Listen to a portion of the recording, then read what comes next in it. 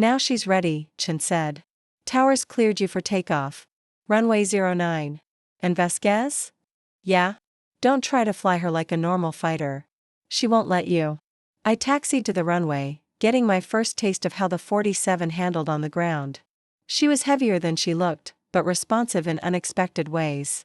The steering felt loose until you needed precision, then suddenly became incredibly accurate. It was like learning to drive a car that changed its personality based on your intentions. At the runway threshold, I ran through my final checks. Everything looked good, or as good as anything looked in this flying museum piece. I pushed the throttles forward. The acceleration caught me completely off guard. Despite her age and her patchwork appearance, the 47 had power. Serious power. We shot down the runway faster than any fighter I'd ever flown, and when I pulled back on the stick, she leaped into the air like she'd been holding back the entire time she was on the ground. Holy! I started to say, but then the first quirk hit. Chen had warned me about the control delay, but experiencing it was something else entirely. I banked left, and for 3 long seconds, nothing happened. Then, suddenly, the aircraft snapped into the turn with twice the force I'd expected. I overcompensated, trying to level out, but the correction didn't take effect for another 3 seconds. For the first 10 minutes, I flew like a student pilot, overcorrecting and fighting the aircraft at every turn. My radio crackled with barely suppressed laughter from the tower as I wobbled through the practice pattern like a drunk bird, but then, slowly, something began to click. The delays weren't random, they followed a pattern. The 47 wasn't ignoring my inputs, she was interpreting them, deciding how much of what I wanted was actually what I needed. When I tried to force a tight turn at high speed, she delayed the response until our airspeed dropped to something survivable. When I yanked back on the throttle in a panic, she ignored the input until she was sure I really meant it. She wasn't broken. She was smart. Chen, I called over the radio, how much AI is built into this thing? Officially? None. The brass doesn't trust computers to fly their aircraft. And unofficially? There was a long pause. Unofficially, let's just say the 47 has some very advanced intuition software. I laughed out loud. They'd given me an aircraft that was essentially a flying AI, programmed by someone who understood that sometimes a pilot's first instinct was wrong. Every other fighter I'd flown was a tool, powerful, precise, but ultimately dependent on the skill of the pilot. The 47 was a partner, and she was teaching me things about flying I'd never imagined. By the end of my first hour in the air, I wasn't fighting the aircraft anymore. I was dancing with her. When I wanted to turn, I thought about the turn and let her decide the best way to execute it. When I needed speed, I asked for it rather than demanding it. When I wanted to climb, I suggested the maneuver and trusted her to make it happen. It was the strangest and most exhilarating flight of my career. Tower, this is Phoenix requesting clearance to the practice range, I called as I completed my final circuit of the airfield. Phoenix, you're cleared to the range. Try not to break anything. Copy that, I said, and pushed the throttles forward. The 47 responded with a surge of power that pressed me back into my seat, and we shot off toward the mountains where I could really see what she could do. Behind me, I didn't know it yet, but Chen was standing in the hangar doorway, watching my vapor trail disappear into the distance. For the first time in 2 years, he was smiling. Maybe this one's different, he murmured to himself. He had no idea how right he was. As I flew toward the practice range, the weight of my situation began to settle in. I'd been assigned to what everyone considered a dead-end aircraft, partnered with a maintenance chief who spoke in riddles, and given an experimental fighter that seemed to have a mind of its own. 6 months from now, I would be leading the most feared squadron in the sky. But first, I had to survive learning to fly with a machine that thought it knew better than I did. The mountains ahead were beautiful in the afternoon light, their peaks casting long shadows across the desert below. Somewhere out there, enemy forces were planning their next move, confident that their superior technology and tactics would carry the day. They had no idea what was coming, neither did I. Phoenix, you're cleared hot on the bombing run. Try not to embarrass us too badly. Major Rick Sledgehammer Morrison's voice dripped with condescension through the radio. As squadron leader of the 94th Fighter Squadron, he'd made it clear from day one that he considered my assignment to the XF-47 a joke, and me along with it. I banked the 47 toward the target coordinates, feeling her respond with that peculiar grace I'd begun to understand. Below us, the Nevada desert stretched endlessly, dotted with practice targets designed to simulate enemy installations. This was my first official exercise with the squadron, and I could feel 20 pairs of eyes watching through their HUDs, waiting for me to fail. Copy that, Sledgehammer. Beginning approach. The target was a simulated SAM site, 3 vehicles arranged in a defensive triangle with enough electronic countermeasures to challenge even the newest F-35s. Standard doctrine called for a high-altitude approach followed by a steep dive bombing run. Fast, precise, and by the book, the 47 had other ideas. As I lined up for the attack, I felt her subtle resistance through the controls. She wanted to go low, skim the deck, use the terrain for cover. My instincts screamed against it. Low altitude meant exposure, vulnerability, death if something went wrong. But over the past 2 weeks, I'd learned that the 47's instincts were usually better than mine. Trust me, girl, I whispered, and pushed the nose down toward the desert floor. Phoenix. What the hell are you doing? Morrison's voice crackled with alarm. You're supposed to maintain altitude until Phoenix has the target, I interrupted, diving toward the ground at a speed that would have been suicide in any other aircraft. But the 47 held together, her modified control surfaces automatically adjusting to compensate for the incredible stress. At 50 feet above the desert, traveling at nearly Mach 1, I skimmed between 2 ridgelines that shouldn't have been passable at that speed. The enemy radar, calibrated for high-altitude threats, never saw me coming. By the time their systems detected my approach, I was already inside their engagement envelope, too close and too fast for their simulated missiles to track. I pickled off 2 precision-guided munitions with surgical accuracy, then pulled into a vertical climb that should have stalled any normal fighter. Instead, the 47 clawed her way skyward like she was defying gravity itself, emerging above the ridgeline just as the target exploded in a fireball of orange and black smoke. Direct hit, all targets neutralized, came the voice of the range controller, barely concealing his amazement. Time from initial approach to impact, 47 seconds. That's a new record. The radio fell silent for a long moment. Then Morrison's voice came back, tight with something between admiration and anger. Lucky run, Phoenix. Don't expect it to work twice. But I knew it wasn't luck. The 47 had shown me something that day, a glimpse of what we could accomplish. When we stopped fighting each other and started working together. The other pilots saw a reckless stunt. I saw the future of air combat. That evening, Officers Club. The congratulations were polite but cold when I walked into the club that night. A few pilots nodded in my direction, but most continued their conversations as if nothing had happened. In the corner, Morrison sat with his inner circle, Captain Jake Viper Stevens, Captain Lisa Razor Chen, and Lieutenant Colonel Sarah Banshee Williams. They stopped talking when they saw me approach. Hell of a run today, Phoenix, Viper said, though his smile didn't reach his eyes. Course, anyone can get lucky once. Lucky? I kept my voice level. You call precision flying at 50 feet lucky? I call it dangerous, Morrison interjected. That kind of cowboy bullshit might work in the simulators, but in real combat, it'll get you killed. And worse, it might get your wingman killed too. Razor leaned forward, her expression serious. We've all seen the reports on your bird, Elena. 6 pilots in 2 years. 3 medical discharges. You really think you're different? I wanted to tell them about the 47's AI-assisted flight controls, about how she seemed to anticipate threats before they materialized, about the way she could perform maneuvers that existed only in theoretical textbooks. But the information was classified, and even if it wasn't, they wouldn't have believed me. I think every aircraft has its own personality, I said instead. The 47 just has more personality than most. Banshee snorted. Personality? It's a machine, Phoenix. Metal and wires and computer code. The day we start anthropomorphizing our aircraft is the day we lose our edge as pilots. Is it? I challenged. Because from where I sit, treating her like just another machine is exactly why the previous pilots couldn't handle her. The tension in the room ratcheted up several notches. Morrison stood slowly, his bulk casting a shadow across the table. Let me make something clear, Captain. This squadron has a reputation to maintain.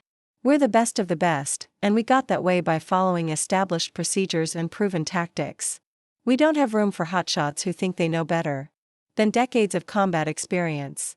The screaming whistle of metal tearing through air should have been my warning. Instead, I pulled the stick harder to the right, chasing the enemy fighter through a vertical climb that would have killed most pilots. My aircraft, if you could. Still call the patched-up, jury-rigged mess beneath me an aircraft, groaned in protest, but she held together. She always did. Viper lead, you're pushing her too hard. Martinez's voice crackled through my headset, barely audible over the roar of my modified engine. That bucket of bolts won't take much more. Before we jump back in, tell us where you're tuning in from, and if this story touches you, make sure you're subscribed, because tomorrow, I've saved something extra special for you. I didn't answer. Couldn't spare the breath. The Crimson Squadron fighter ahead of me was good, probably their best, but he'd made the mistake of thinking my bird was just another obsolete relic from the scrapyard. He was about to learn differently. The enemy pilot banked left, trying to use his superior speed to escape. I anticipated the move, cutting the corner with a precision that would have been impossible in a standard fighter. My modifications had cost me raw speed, but they'd given me something more valuable, unpredictability. Gotcha, I whispered, and squeezed the trigger. My name is Captain Elena Phoenix Vasquez, and 6 months ago, everyone said my aircraft was junk. They called her the flying coffin, the rust bucket, and worse things when they thought I couldn't hear. The brass wanted to scrap her for parts. My own squadron mates made jokes about drawing straws to avoid flying with me. Even my father, Colonel Marcus Vasquez, decorated veteran of 3 wars, had quietly suggested I request a transfer to a more suitable aircraft. They were all wrong, but I'm getting ahead of myself. Let me start at the beginning, back when I still believed their lies about what makes a fighter truly dangerous. 6 months earlier, Thunderbolt Air Base, Nevada. The assignment sheet fluttered in the desert wind as I walked across the tarmac, my boots crunching on sand that seemed to coat everything in this godforsaken place. Around me, the sleek silhouettes of F-35s and F-22s gleamed in the early morning sun, their pilots performing pre-flight checks with the casual confidence of those who flew the world's most advanced killing machines. I wasn't headed toward any of those beautiful birds. Hangar 7, I muttered, checking the paper again. Aircraft designation, XF-47 experimental. Even the name sounded like a consolation prize. Preparing and narrating this story took us a lot of time, so if you are enjoying it, like this video, it means a lot to us. Now back to the story. Hangar 7 sat at the far edge of the base, where they kept the older aircraft, the ones being phased out, the experimental failures, the machines too dangerous or too obsolete to trust with real missions. As I approached, I could hear the distinctive sound of a wrench hitting concrete, followed by a string of creative profanity that would have made my drill sergeant proud. "Hello?" I called out as I stepped into the dim hangar. "I'm looking for, if you're here about the coffee machine, it's broken beyond repair," came a gruff voice from beneath an aircraft that looked like it had been assembled from spare parts. "If you're here about anything else, you're probably in the wrong place." I looked up at the aircraft, and my heart sank. The XF-47 was unique. That's the kindest word I could think of. She had the basic shape of a fighter, swept wings, elongated fuselage, twin engines, but everything about her looked wrong. Mismatched panels covered her hull in a patchwork of metals that had clearly been salvaged from different aircraft. Her nose cone was dented, her canopy was scratched, and I could see at least 6 different types of rivets holding her together. She looked like someone had built a fighter jet from the contents of a military junkyard. "You must be Vasquez," the voice continued, and a pair of oil-stained coveralls emerged from beneath the aircraft. The man wearing them was in his 50s, with gray hair that stuck out in all directions and the kind of weathered face that came from a lifetime of arguing with stubborn machinery. "I'm Chief Warrant Officer Tommy Chen, but everyone calls me Wrench. I keep this old girl flying, much as anyone can. This is my new assignment." I tried to keep the disappointment out of my voice. I'd graduated top of my class from the Air Force Academy. I'd flown combat missions over Syria. I'd been personally recruited for the elite 94th Fighter Squadron. And now they were giving me this? "Oh, don't look so thrilled," Chen said with a bitter laugh. "The brass figures if you're gonna crash and burn, might as well do it in something that's already held together with prayer and duct tape." "Excuse me?" Chen wiped his hands on a rag that looked like it had never been clean. Look, kid, I don't know what you did to piss off command, but this is where they send pilots to disappear. The 47's been through 6 pilots in 2 years. 3 medical discharges, 2 transfers, and 1 guy who just up and quit the Air Force entirely. My stomach dropped. What happened to them? Same thing that happens to everyone who tries to fly her, Chen said, patting the aircraft's hull with something that might have been affection. She's got quirks. Lot of quirks. The kind that can kill you if you don't respect them. I walked around the aircraft, taking in the details. Up close, she looked even worse. Some of the panels didn't quite line up.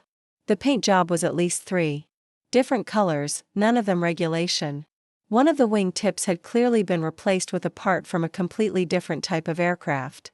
What kind of quirks? Chen grinned, and it wasn't entirely friendly. Well, for starters, she doesn't fly like anything you've ever been in. The control response is about 3 seconds delayed in every direction. The engine likes to cut out during high-G maneuvers. The weapons system was designed by a committee of drunk engineers, and the navigation computer still thinks it's 1987. I searched for words. That's not airworthy. Oh, she's airworthy, Chen said. Passed her inspection last month. Barely, but she passed. The question isn't whether she can fly. The question is whether you can figure out how to make her do what you want instead of what she wants. I stared at the aircraft, my aircraft, and felt something I hadn't experienced since basic training, genuine fear. Not the healthy fear that keeps pilots alive, but the deep, cold fear that maybe I wasn't as good as I thought I was. Maybe this assignment wasn't just bad luck. Maybe it was exactly what I deserved. What's her combat record? I asked, though I was pretty sure I didn't want to know. Chen's expression shifted, becoming suddenly serious. That's classified. But I'll tell you this much, she's got more confirmed kills than any other experimental aircraft in the program. Problem is, half the pilots who achieved those kills couldn't handle her afterward. Couldn't handle her how? She's not just an aircraft, Vasquez. She's a puzzle. Every flight teaches you something new about how she works, how she thinks. Most pilots, they want their birds to be predictable. Reliable. They want to know that if they pull the stick, the nose goes up. If they hit the throttle, they go faster. Chen walked over to a workbench and picked up what looked like a hand-drawn schematic covered in notes and corrections. The 47 doesn't work that way. She's got her own personality, her own logic. You don't fly her so much as negotiate with her. And most pilots. He shrugged. Most pilots aren't built for that kind of relationship. I studied the schematic, trying to make sense of the maze of modifications and jury-rigged systems. What makes you think I'm different? I don't. Chen said bluntly. But your old man seems to think you might be. Called me personally to ask me to give you a fair shot. The mention of my father hit like a punch to the gut. Colonel Marcus Vasquez was a legend in the Air Force, 30 years of service, 2 distinguished flying crosses, and a reputation for never accepting anything less than perfection from his pilots. If he'd made that call, it meant he knew exactly how bad this assignment was. It also meant he believed I could handle it. When do I start? I asked. Chen looked surprised. Just like that? Don't you want to know about the ejection seat that sometimes doesn't work, or the fuel system that occasionally decides to pump backward? I want to know everything, I said. But I want to learn it in the air. For the first time since I'd walked into the hangar, Chen smiled. All right then. But we start with ground school. If you're gonna die in her, at least you'll know why. 3 days later, my first flight in the XF-47 nearly ended before it began. I'd spent 60 hours studying her systems, memorizing her quirks, and learning the modified procedures Chen had developed through trial and error. I thought I was ready. I wasn't. The trouble started during engine startup. Instead of the smooth whine of a modern turbofan, the 47's engines coughed to life with a sound like a garbage disposal eating silverware. The cockpit shook so violently that I couldn't read the instruments, and something behind me made a rhythmic banging noise that definitely wasn't in any of the manuals. That's normal, Chen's voice crackled through the radio. She's just clearing her throat. This is normal. I had to shout to be heard over the noise. Wait for it. Suddenly, the shaking stopped. The engine settled into a deep, powerful rumble that I could feel in my bones. Every gauge on the panel jumped to green, and the aircraft felt alive. Not just running, but eager. Like a racehorse waiting for the starting gate to open. With respect, sir, I said, meeting his gaze, maybe it's time to consider that decades of combat experience might not be enough anymore. The words hung in the air like a challenge. Around us, the conversations in the club gradually died as other pilots tuned into our exchange. I realized I'd just crossed a line I couldn't uncross. Morrison's face darkened. Tomorrow morning, 0600 hours. One-on-one exercise. You and me. Let's see if that bucket of bolts can hold up against real opposition. I felt my heart rate spike. But I kept my expression calm. Looking forward to it, sir. As I walked away from the table, I heard Viper mutter, "This is gonna be ugly." He had no idea how right he was. 0547 hours. Flight Linchin was already running pre-flight diagnostics when I arrived at Hangar 7 the next morning. He looked up from his tablet, his expression grim. "Heard about your little pissing contest with Morrison," he said without preamble. "You know he's got over 3,000 hours in F-22s, right? Won the Top Gun competition twice. Shot down 4 enemy aircraft over Syria. I know his record." I began my own inspection of the 47, checking for any new issues that might have developed overnight. What I don't know is whether he's ever faced anything like us. Chen paused in his work. Us? I ran my hand along the 47's scarred hull, feeling the slight vibration of her warming engines. "She's not just my aircraft anymore, Chen. We're a team. And I think it's time everyone else learned what that means. Kid." Chen's voice carried a warning. "Morrison's not just good. He's vicious. He'll exploit every weakness, every vulnerability. And the 47's got plenty of both." "So do I admitted. But she's been teaching me how to turn weaknesses into strengths." 20 minutes later, I was strapped into the cockpit, running through my final checks. The 47's engines hummed with their usual eager anticipation, and I could swear I felt her excitement through the controls. Across the tarmac, Morrison's F-22 Raptor gleamed in the morning sun, a perfect example of cutting edge American air superiority. We looked like David and Goliath. "Phoenix, Sledgehammer, you're cleared for takeoff," came the tower's voice. "Exercise parameters are loaded into your NAV systems. Simulated combat, guns only, first to achieve a 3-second targeting lock wins. Boundaries are clearly marked. Play nice, children." Morrison's Raptor lifted off first, rising into the dawn sky with the effortless grace of a machine designed to dominate. I followed 30 seconds later, feeling the 47's powerful engines propel us upward with surprising speed. To any observer, it would have looked like a mismatch, the sleek, modern stealth fighter against the patched-up experimental aircraft. They would have been wrong. "All right, Phoenix," Morrison's voice came over the radio as we climbed to our starting altitude. "Let's see what you and that flying museum can really do." "Copy that, Sledgehammer. See you on the other side." The exercise began with us separated by 20 miles, approaching from opposite directions at 30,000 feet. Standard engagement protocol called for BVR, beyond visual range, tactics, using radar and electronic warfare to gain advantage before visual contact. But the 47 had taught me that standard protocol wasn't always the best protocol. As Morrison's Raptor appeared on my radar, I felt the 47's subtle suggestion through the controls. She wanted to dive, to use our superior low-altitude performance. And her uncanny ability to mask our radar signature. It was dangerous. Giving up the altitude advantage went against everything I'd been taught. But I'd learned to trust her instincts. "Going low," I muttered, and pushed the nose down. The 47 responded with what I can only describe as joy, diving toward the earth with a grace that belied her appearance. Her modified engines, optimized for low-altitude performance, gave us incredible speed as we skimmed across the desert floor. Meanwhile, Morrison continued his high-altitude approach, confident that his superior radar would give him the first shot. He was wrong. At 15,000 feet, the 47's passive sensors picked up the Raptor's emissions.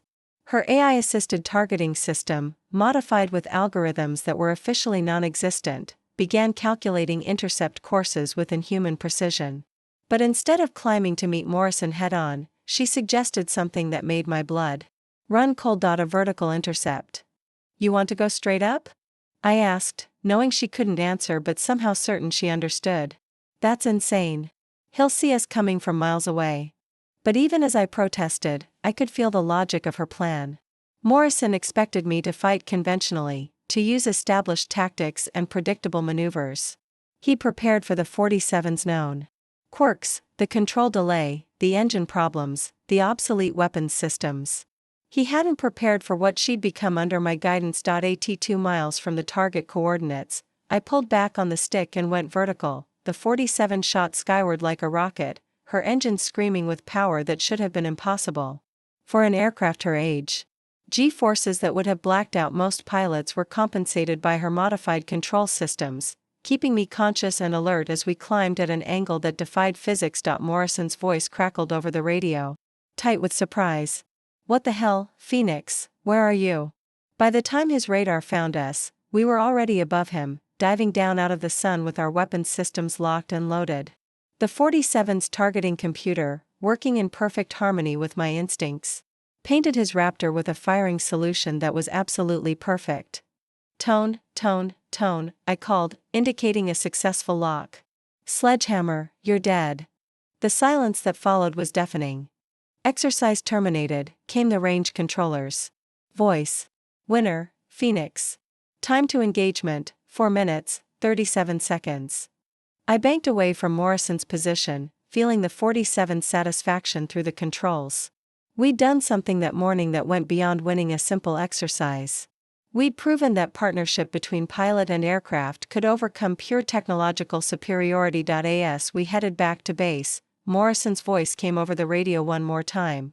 "Phoenix, that was some flying." There was no condescension in his tone anymore. Just respect. 6 months later, Operation Desert Shield. The mission briefing was classified at the highest levels, but the basics were simple enough: deep penetration. Strike against an enemy command center, defended by the most advanced surface-to-air missile systems in the world. Intelligence suggested that conventional stealth technology would be insufficient. The enemy had adapted their radar systems specifically to counter our most advanced fighters. They needed something unconventional. Something unpredictable. They needed us. I strapped into the 47's cockpit for what would be our most dangerous mission yet. Chen appeared at the side of the aircraft. His usually gruff expression was softer than I'd ever seen it. "Bring her home, kid," he said simply. "We will," I promised, and I knew it was true. The 47 and I had become something more than pilot and aircraft over the past months. We were partners. In the truest sense, each of us making the other stronger. The flight to the target took us through some of the most heavily defended airspace in the world. Enemy fighters rose to meet us, sleek, modern aircraft flown by experienced pilots who had every reason to be confident.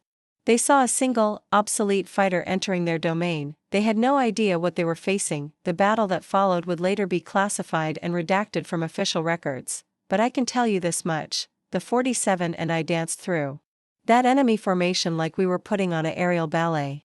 Every move I made, she anticipated and improved upon. Every threat she detected, she helped me counter with maneuvers that existed in no training manual. We were invincible that day. Not because we were better than our enemies, but because we were something they had never encountered before, a true synthesis of human intuition and artificial intelligence, working in perfect harmony. When we returned to base 6 hours later, the mission was a complete success. The enemy command center was destroyed, their air defenses were in shambles, and their fighter squadrons were grounded, trying to figure out how a single obsolete aircraft had outfought their entire Air Force. Epilogue: 1 year later today, the XF-47 program has been expanded to include 12 aircraft, each one partnered with a pilot who understands that the future of air combat isn't about building better machines, it's about building better partnerships between human and machine. They still call her junk sometimes, the people who don't understand what she really is. They see the mismatched panels, the improvised repairs, the obsolete weapons systems. They don't see the soul that lives in her circuits, the intelligence that grows stronger with every flight, but I see it.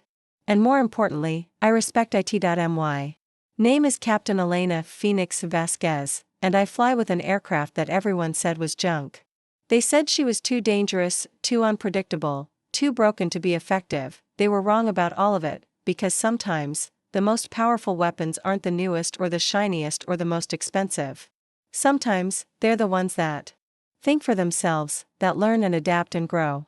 Sometimes, They're the ones that form partnerships instead of demanding dominance. Sometimes, they're the ones that everyone else calls junk, until they become the most feared aircraft in the sky. As I write this, the 47 sits in Hangar 7, her engines warm and ready, her systems alert and waiting. Chen is beneath her somewhere, making his daily improvements and modifications, talking to her in the language of wrenches and wire and stubborn affection. Tomorrow, we fly again. And somewhere out there, enemy forces are planning their next move, confident that their superior technology and proven tactics will carry the day. They have no idea what's coming, but the 47 and I? We know exactly what we're capable of, and we can't wait to show them. The END. Up next, you've got 2 more standout stories right on your screen. If this one hit the mark, you won't want to pass these up. Just click and check them out. And don't forget to like, subscribe and turn on the notification bell, so you don't miss any upload from us.